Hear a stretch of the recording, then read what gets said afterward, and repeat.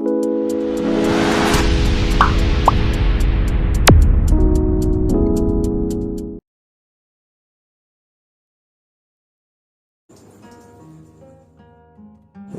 air laut.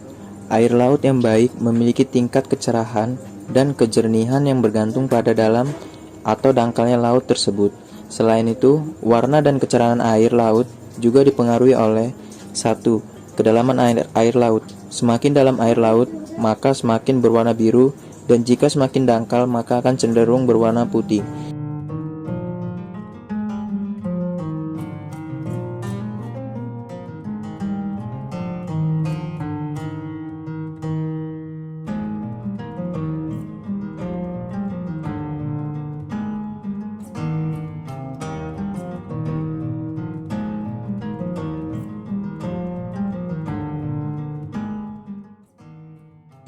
Yang kedua, pantulan sinar matahari yang masuk atau sehingga air terlihat biru.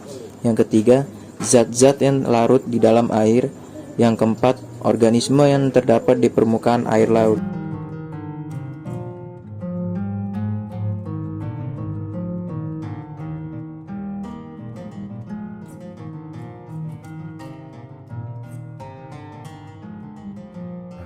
Salinitas adalah tingkat keasinan atau kadar garam terlarut dalam air. Salinitas ini juga dapat mengacu pada kandungan garam dalam tanah. Jika kadar garam yang terkandung antara 3% hingga 5%, maka disebut dengan air payau. Sedangkan jika lebih dari 5%, maka dinamakan air brine.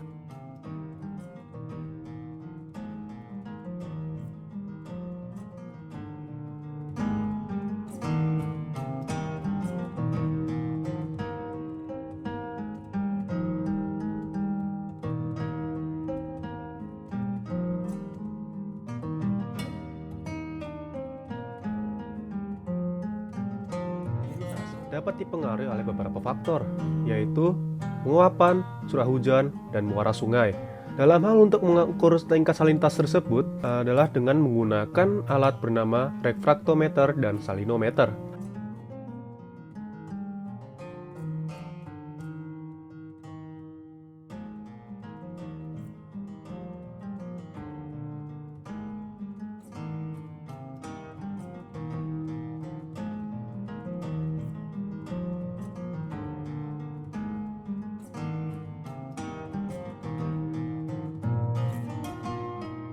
Refraktometer bekerja berdasarkan prinsip pembiasan cahaya.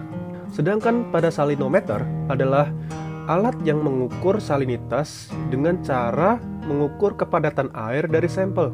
Salinitas ini berpengaruh terhadap organisme. Jika terdapat organisme yang tidak sesuai dengan tingkat salinitasnya, maka tidak akan bertahan lama.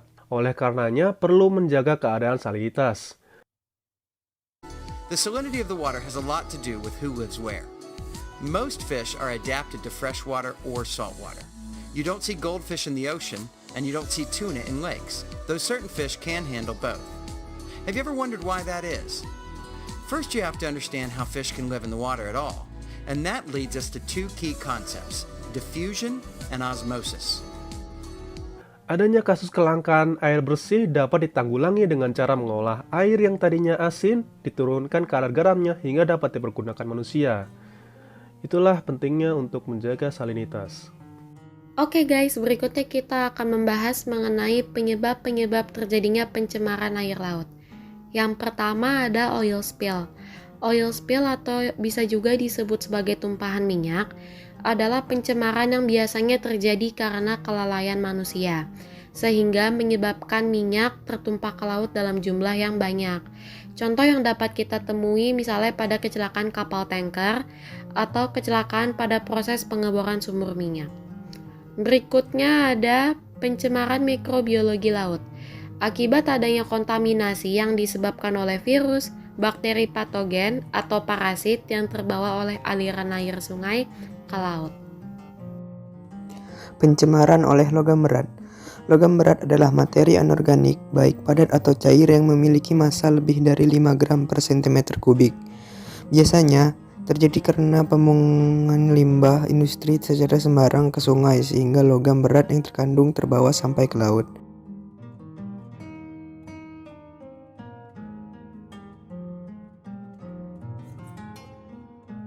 Contoh dari logam berat yaitu merkuri, seng, nikel, dan juga timbal.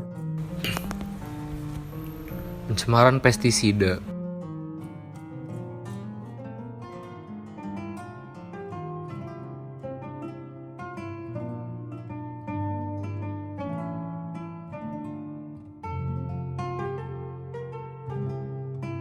Pencemaran ini terjadi jika ada perkebunan atau sawah yang berada di aliran sungai menggunakan sistem irigasi dan menyemprot tanamannya dengan pestisida. Sementara itu, pestisida tidak bisa larut di dalam air dan justru dimakan oleh plankton, sehingga semua jenis ikan yang memakan plankton tersebut memiliki kandungan pestisida. Hal ini berbahaya apalagi jika ikan tersebut dikonsumsi oleh manusia untuk jangka waktu yang lama.